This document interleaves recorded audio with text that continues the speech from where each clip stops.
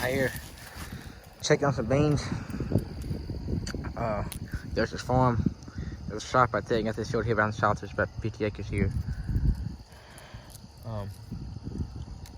Yeah, about 50 acres here, and I'm trying to look like beans here. These are checking them out, see if they're dry. They're pretty dry. These are 4-0. These are 4-0 bean here. That's pretty good. Pretty daggum good, and I'm taking the moisture on these to see if I can cut them. To cut these, want to cut these.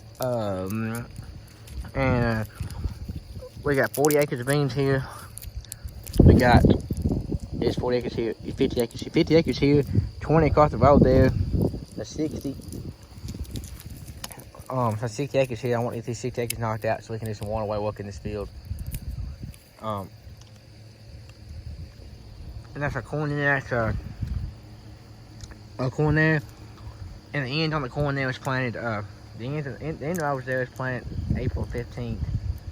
And the middle of the field replanted. It's planted June 2nd. So I know it's wet. So yeah. Checking these beans here. Current harvest size is we're at 460 something. We're like about 470 acres of corn,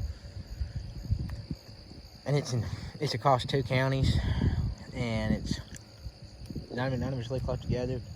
It's like, you know, this field here's 80 right next to the farm. Main farm is 80 here. There's 40 across the town, 40 across the county, 40 next to it down the road. So another corn across the, and then there's 300 acres off in the same vicinity, but it's on the other side of the county. So it's not really in the same vicinity. So it's gonna be kind of. So we didn't want to. We want to get these beans cut and try and feed the beans we got ready, and so yeah.